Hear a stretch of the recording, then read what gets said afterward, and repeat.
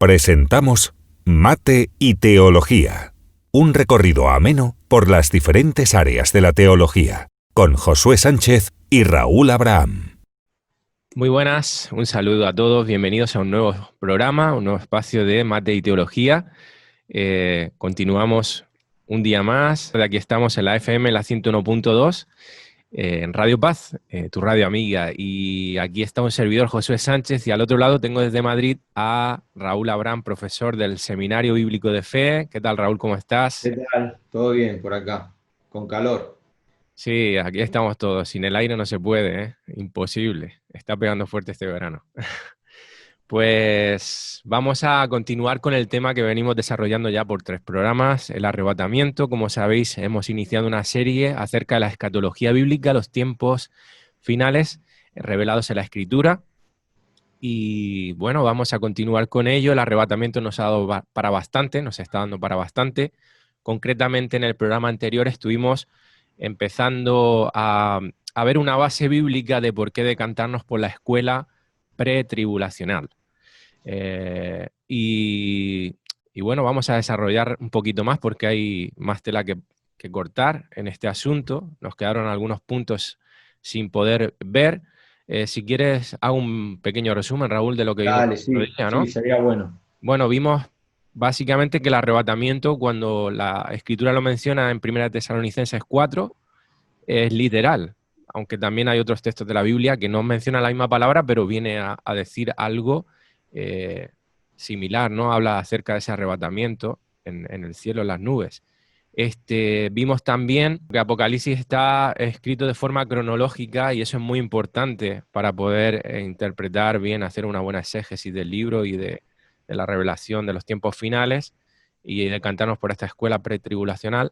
Y Con la excepción de los paréntesis, acordate, que hay esa, paréntesis que no están ordenados cronológicamente en el libro. muy Hay 4 o 5 paréntesis, que los 144.000, el anticristo, todos esos capítulos no están cronológicamente. Juan como que hace una pausa y nos muestra protagonistas del libro.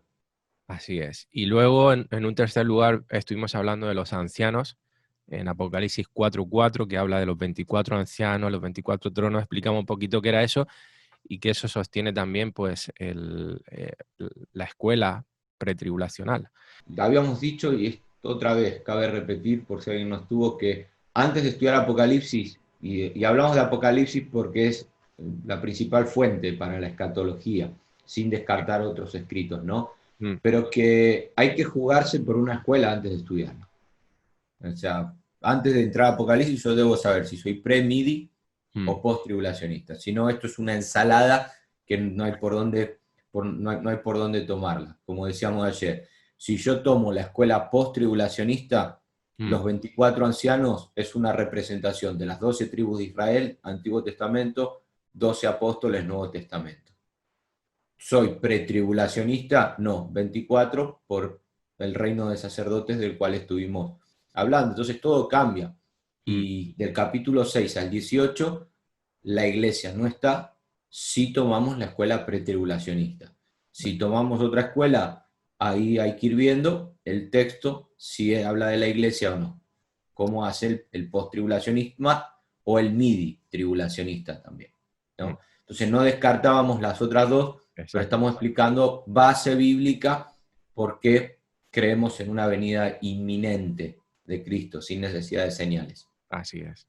Bueno, recordaros una vez más que todos los programas están subidos a nuestra página web www.radiopaz.es en podcast y en vídeo. Como sabéis, estamos haciendo los programas a través de videoconferencia, a través de Zoom. Por ahí os pedimos disculpas si hay algún problema con el audio, básicamente. Y bueno, creo que se escucha bastante bien dentro de Iremos mejorando, sí. no, poco a poco, poco a poco. Esto irá Pero todo mejor. vamos ya a meternos en materia. Base bíblica acerca de por qué escogemos esta escuela pretribulacionista, ¿vale? Y la escogemos básicamente porque bíblicamente entendemos que hay más fundamento, ¿no?, que las otras, sin desmerecer a las otras dos, que pueden ser perfectamente, pero bíblicamente encontramos más sostén en esta escuela de interpretación. La creencia pretribulacional parece ser la que más se ajusta al carácter de Dios, Raúl, y su deseo de librar, Dios librando a su iglesia, a los justos, del juicio sobre el mundo. Y eso sostiene también esta escuela de interpretación, ¿no? Claro, habíamos dicho que la tribulación no empieza con el arrebatamiento, sino que la tribulación empieza con la manifestación del anticristo, que es el jinete blanco, el primer sello. Y eso no ocurre hasta el capítulo 6 de Apocalipsis. Entonces, cuando nosotros vamos al capítulo 6, porque el capítulo 4 y 5 la iglesia está en el trono, como bien estuvimos explicando, Sí. cantando, adorando a Dios y demás, veíamos cómo el Espíritu Santo nos impartía esa iluminación para tener mayor comprensión de aquel que está en el trono. Pero cuando llegamos al 6:17, Juan dice, el gran día de su ira ha llegado, ¿y quién podrá sostenerse en pie? ¿No? Entonces, cuando hablamos acá del día de la ira de Dios, muy importante esta palabra, cuando yo voy a la Escritura, la iglesia es libre en todo sentido de la ira de Dios, tanto de la ira eterna como de la ira presente. Entonces, no tendría sentido hablar de una novia que es libre de la ira hoy, pero que será parte de la ira en la tribulación.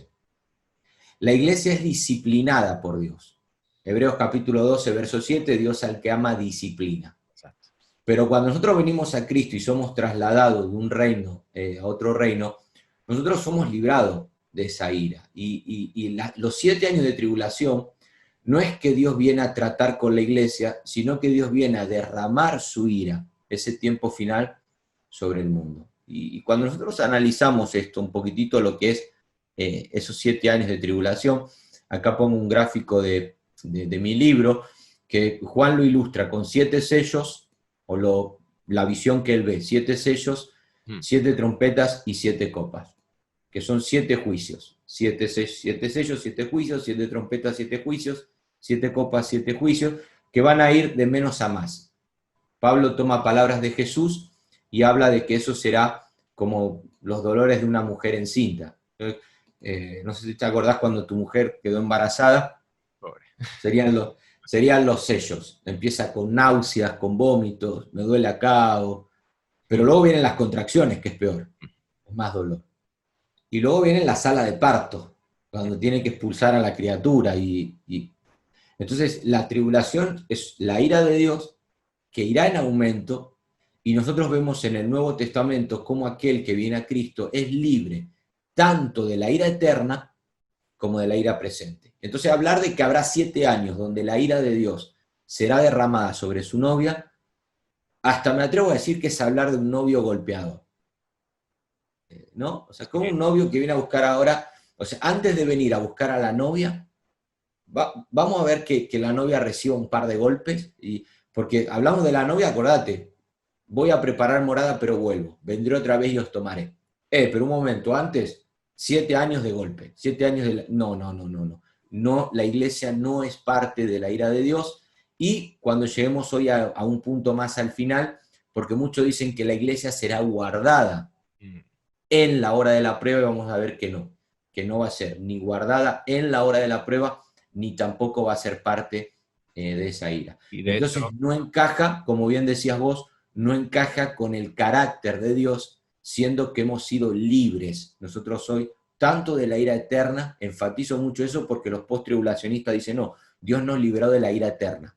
Sí, de la ira eterna, pero de la ira presente también, al punto que Dios hoy disciplina a su iglesia, prueba a su iglesia, trata con su iglesia, pero el creyente no es parte de la ira de Dios. Y aparte, Raúl, el mismo versículo yo creo que ya como que trae claridad acerca del nivel de juicio, de ira que va a venir, porque dice, a ver quién es capaz de sostenerse, ¿no? Claro, o sea, habrá creyentes que se van a sostener, tal y como nosotros estaremos estudiando, pero no, uno analiza y la iglesia no es parte de esa ira. Sí van a sufrirlo los creyentes. Cuando hablamos de los creyentes, hablamos de los que queden en esos 7 años, claro, en ese tiempo. Pero la iglesia en sí no es parte de esa ira que vendrá sobre la tierra, esa semana 70, de la cual ahora estaremos también hablando. Pues seguimos con otro punto, si te parece, Raúl. Dale. Yo veo o entiendo de que el pretribulacionismo es la única teoría que hace una distinción bien clara entre la Iglesia y la nación de Israel. Y es muy importante esto, porque el trato de Dios con ambos es diferente, es separado, ¿no? Sin embargo, las otras dos escuelas de interpretación, como que ahí no queda la cosa muy clara. Sí. Mira, al final hablar de las tribulaciones es hablar de la semana 70, que ya estaremos explicando por qué semana 70. Y cuando nosotros vamos a textos como Daniel 9:24, habla de 70 semanas, vamos a estar viendo que 69 se cumplieron ya, Sí. y queda por cumplirse la semana 70, pero el texto dice que están determinadas sobre tu pueblo, y Daniel no era argentino. ¿Me explico? Sobre tu santa ciudad, y su santa ciudad no era Cartagena, ¿no? Al final vamos a ver que es un trato donde 69 semanas se cumplieron con Israel, vamos a ver. Por lo tanto, si 69 se cumplieron con Israel, no tiene sentido hablar de que unas 70 se va a cumplir con la iglesia. O sea, las 70 semanas que nosotros estaremos estudiando, fíjate acá puse un gráfico que ya analizaremos con mayor comprensión cuando lleguemos al programa de la tribulación, pero ya 69 semanas se han cumplido, que son desde que se manda a reconstruir los muros de Jerusalén en el libro de Nehemías, cuando al Mesías príncipe se le quita la vida, que es en el año 30 según el calendario gregoriano que estaremos viendo, que habla, 69 se cumplieron. Ahora, queda por cumplirse esta semana de acá, que una semana son 7 años, según la palabra hebrea, y si estas 69 tuvieron que ver con Israel, nosotros estamos hoy aquí, o sea, no tiene sentido de que esta de aquí entre la iglesia. Claro. Porque 70 semanas están determinadas sobre tu ciudad, sobre tu nación. Y la iglesia en este caso no es parte de eso. Y por eso encontramos textos como los que leíamos semanas o programas pasados, donde dice, por ejemplo, hay de las que estén encintas, habla de la tribulación, y de las que críen en aquellos días. Orad, pues, que vuestra huida no sea en invierno ni en día de reposo. O sea, te das cuenta que es para Israel. Sí, sí. Que ellos el día de reposo no pueden caminar más de 900 metros, que la huida habla de que van a ser llevados al desierto, y el desierto en invierno, las condiciones climatológicas no son las mejores, y luego habla porque habrá gran tribulación, y acá está, cual no ha habido desde el principio hasta ahora, ni la habrá. Porque muchos dicen, no, la iglesia va a ser parte de la tribulación porque hoy ya hay tribulación. No. De la tribulación que va a venir en la semana 70, que es la ira de Dios, no ha habido desde el principio algo similar, ni tampoco habrá. Entonces, hablar de que por algún misterio la iglesia va a ser parte de esa tribulación es querer meter a la iglesia dentro de las 70 semanas en las cuales Dios está tratando con la nación de Israel. Entonces, volvemos otra vez a lo mismo. Israel va a ser preparado, tratado en esos 7 años hasta la venida de Cristo en su segunda venida, según Mateo 24 y según Mateo 25. Mira, otra cosa que bíblicamente, digamos, apoya o es fundamento para la escuela pretribulacionista es que la gran tribulación tiene como finalidad castigar a los moradores de la tierra, ¿no? Se entiende así y es lo que podemos deducir de Apocalipsis 3:10. Sí, importante. Ese texto es clave. Así como lo veíamos el otro día al hablar de la iglesia de Filadelfia, a veces nosotros leemos ese texto de Apocalipsis 3:10 y tenemos que entender que está hablando de un castigo para los moradores de la tierra, pero que Dios le dice a Filadelfia, yo también te guardaré de la hora de la prueba, que ha de venir sobre el mundo entero. No dice que la va a guardar en la hora de la prueba, como Dios guardó a Israel, por ejemplo, en las plagas de Egipto. Sí. No. Dios lo va a guardar de la hora de la prueba, y ahí la palabra de en griego es la palabra ek, que significa sacar. De acá viene la palabra eclesía. Eclesia, kaleo, llamados, ek, que significa salir. La iglesia son los llamados fuera. Bueno, igual esta palabra de acá es la preposición de, ek, que significa yo también te guardaré, te sacaré de la hora de la prueba, es la interpretación. O sea, no es que Dios guarda a la iglesia en la hora de la prueba, sino que Dios saca a la iglesia de la hora de la prueba, porque iglesia es todo aquel que, como bien dice el texto, ha guardado la palabra.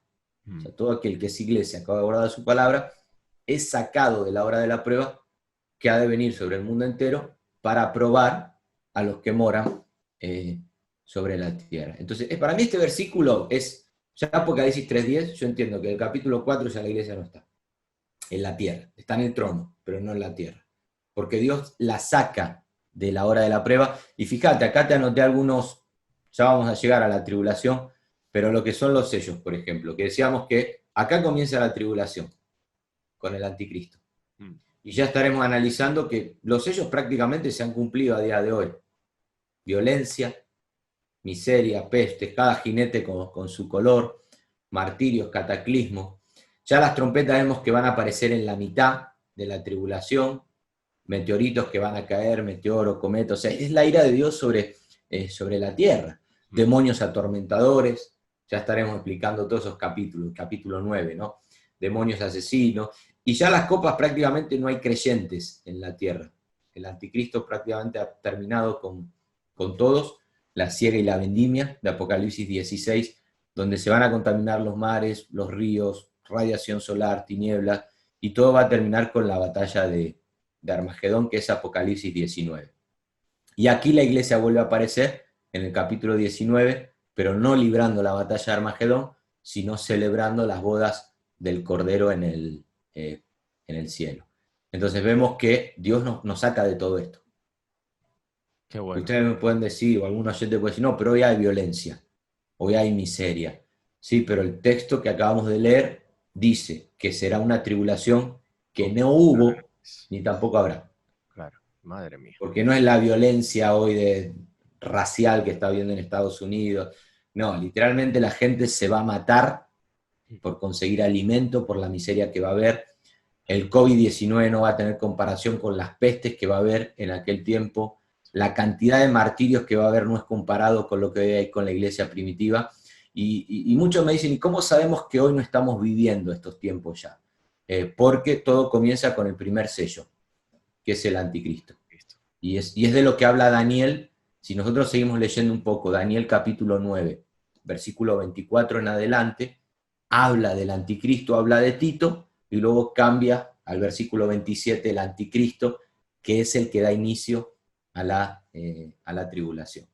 Entonces no es un trato de Dios con la iglesia, sino que es un trato de Dios con los moradores de la tierra, donde Él ahora derrama de su ira, y cuando hablamos de la ira hablamos de esos 7 juicios por sello, trompeta y copa. La verdad es que viendo lo que va a ser la gran tribulación, a uno se le pone un poco los pelos de punta. Gracias a Dios que Dios nos libra de ese, como tú dices, de esa hora de prueba, porque va a ser indescriptible, ¿no? Porque ni siquiera las películas yo creo que se aproximan. Como siempre dicen, la realidad siempre supera a la ficción, ¿no? Gracias a Dios que Dios nos va a llevar antes de ese momento. Eso es lo que creemos como escuela pretribulacionista y es lo que encontramos que bíblicamente tiene más fundamento, ¿no? Así que, bueno, queda un puntito más, Raúl, y nos queda ya, bueno, nos queda un poquito de tiempo para desarrollarlo todavía. Pero volver otra vez a enfatizar con lo que es la diferencia entre lo que es el arrebatamiento y la segunda venida, lo que es el traslado de la segunda venida.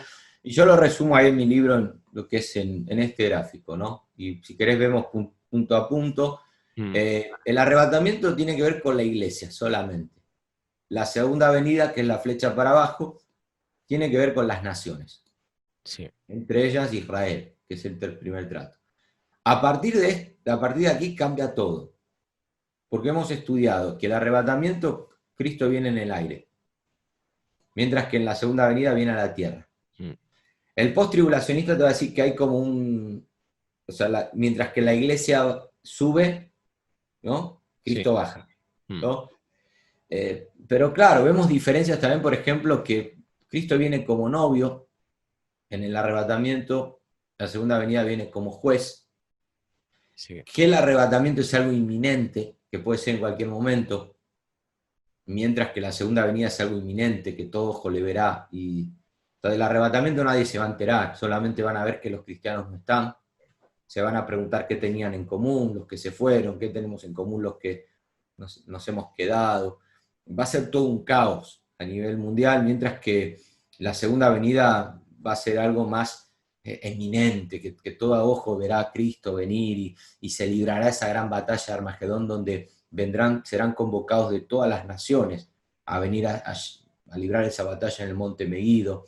Vemos cómo para la iglesia el arrebatamiento es algo esperado, mientras que la segunda venida siempre algo que habla de algo que debe ser temido.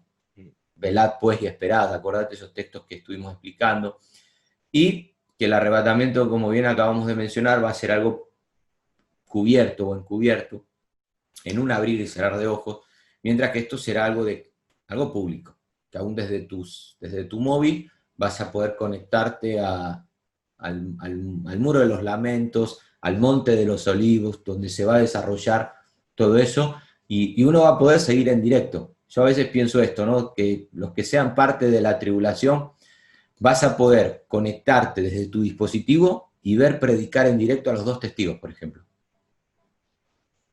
Y a veces cuando yo imagino eso, o sea, imagínate, agarrás tu dispositivo, a ver, estoy hablando de la tribulación, ¿no? En el caso de aquellos que se queden, o en el caso de que como iglesia nos toque quedar, ¿no? Pero voy a conectar en directo y veo predicar los dos testigos. Porque va a ser algo, o veo que Cristo acaba de bajar y se está convocando, pongo las noticias, y están convocando a todas las naciones a ir al monte Meguido, en el norte de Jerusalén, a ver esa batalla. Entonces no va a ser algo encubierto, va a ser algo que será público a nivel mundial, y se va a cumplir la palabra, todo ojo le verá. O sea, hoy están viendo, fíjate, he escuchado el otro día, están viendo la forma Google y Facebook de mandar satélites a donde no hay, a estos tribus, pueblos donde no hay wifi, donde no hay señal, a ver de qué manera pueden enviar satélites. Entonces, todo va siendo encaminado, y al final llegás a la conclusión de que ese día, la segunda venida, a diferencia del arrebatamiento, será un evento a nivel mundial. Todo ojo le verá. Tremendo, tremendo. Cómo se va cumpliendo todo lo que en la Escritura está dicho, ¿no? Y cómo todo va cobrando sentido conforme vamos desarrollando los programas, vamos entendiendo ese plan de Dios. Importante lo que decíamos, que si no te decantas por una escuela no puedes llegar a una conclusión, se te forma un lío bárbaro para poder interpretar el libro Apocalipsis y la escatología en los diferentes libros de la Biblia. Así que es muy importante que nos decantemos. Nosotros, como decimos, entendemos que la escuela pretribulacionista es la que más base bíblica tiene, repetimos, sin descartar las otras dos que pueden darse, solamente que encontramos más fundamento en esta. Todo tiene como más sentido, hay menos, digamos, flecos ahí sueltos. Yo encontraba dos objeciones, Raúl, las voy a decir, aunque más o menos ya la hemos tocado un poco por encima, pero bueno, por los que puedan decir, sí, pero es que una objeción que la mencionaba en el programa anterior, en contra de esta escuela pretribulacionista, es lo que decíamos, ¿no? Que hay gente que dice que la Iglesia hasta el siglo XIX no creyó en esa escuela pretribulacionista, sino en la posttribulacionista. Claro. Pero claro, tú mismo decías, ¿no, Raúl? ¿Y quién te dice que eso fue así? Históricamente es muy complicado poner la mano en el fuego y decir, bueno, esto nunca se creyó, nunca se enseñó. De hecho, tú vas a la Biblia y ves que no, al contrario, por lo que te da a entender la iglesia primitiva, siempre hubo ese pensamiento de inminencia ante el arrebatamiento sin señales previas, etcétera, ¿no? Ellos se estaban diciendo sí. Maranata. Y escuchame, y eso es clave, porque al final si la escatología no la aplicamos hoy, no sirve de nada. O sea, de nada sirve saber lo que va a pasar si no somos capaces de aplicarlo hoy. Y creer en una venida inminente de Cristo Lleva a que, como los discípulos y los apóstoles, vivamos un evangelio con la intensidad de que el Señor puede venir en cualquier momento, que no hay tiempo que perder. Claro. Que a veces somos de programar y... No, que Pablo, yo me imagino a Pablo cada vez que predicaba, teniendo presente que esa podía ser su última predicación. No solo por la persecución a la que la iglesia era expuesta, sino también porque él creía que los que hayamos quedado, dijo él, 4:17 primera de Tesalonicense, seremos arrebatados. Entonces eso nos lleva el creer en una posición pretribulacionista a entender en una venida inminente que no hay tiempo que perder como iglesia. Y otra objeción que encontramos, que a veces también es puesta por aquellos que creen en las otras dos escuelas de interpretación, es que dice la Escritura que habrá santos en la tribulación, en Apocalipsis 13:7 y 29, aunque ya hemos visto en programas anteriores de a qué santos se refiere, que vienen a ser aquellos que vienen a arrepentimiento en el tiempo de la gran tribulación. ¿No, Raúl? Fíjate que habla de santos, pero no de hijos. Claro. Porque hijos de Dios son aquellos que reciben la adopción como iglesia, como novia. Santos hubo siempre en toda la historia. Abraham era santo y no era iglesia. Moisés era santo, porque eran personas apartadas para Dios. Pero la identidad de hijo de Dios que aparece en el Nuevo Testamento se aplica a la iglesia. Y en Apocalipsis en ningún momento aparece el concepto de hijo de Dios, porque ya la iglesia está en el trono. Claro. A partir del capítulo 4. Entonces, santo hubo siempre y seguirá habiendo. Aún en el milenio habrá santos. Y ya estaremos llegando también a ese punto. Pero hijo de Dios no lo vas a encontrar en el libro de Apocalipsis. Pues yo creo que ha quedado bastante claro. Ya es decisión de cada uno por dónde escoger, ¿no? Y en base, como decimos, a la escuela por la que te decantes, pues todo cobrará un sentido u otro. Ahora sí, como decimos, que el final es el mismo, ¿no? Cristo viene. La esperanza es la misma. Exactamente, sí. Exactamente. Pero claro, a la hora de interpretar el libro de Apocalipsis es que se hace necesario, indispensable que nos decantemos por una, si no, eso no hay por dónde cogerlo. Muy importante. Aparte, otras consideraciones que tenemos que tener en cuenta a la hora de hacer una buena hermenéutica de la escritura, etcétera, interpretando bien pues, los símbolos que hay en el libro, etcétera, que iremos viéndolo poquito a poco. Bueno, pues se nos acaba el tiempo, Raúl. Una vez más agradecerte por tu tiempo, por estar ahí, explicándonos todas estas cosas y creo que está siendo de mucha bendición. ¿Y de qué vamos a hablar en el próximo programa? El primer evento detrás de la puerta. El Tribunal de Cristo. Tribunal de Cristo, ok. Yo cierro mis ojos hoy, los vuelvo a abrir por muerte física o por arrebatamiento y estoy delante del Tribunal de Cristo y vamos a hablar, que tampoco tiene que ser a pesar de que es un juicio para los justos, no debe ser un motivo de temor, sino todo lo contrario. Así que próximo programa nos vamos ya al cielo, Tribunal de Cristo, boda del Cordero, y luego volvemos a bajar un poco a la tierra, a la tribulación y demás. Estupendo. Así que va para largo. Va para largo la cosa, así. Si el Señor no viene antes. Exactamente.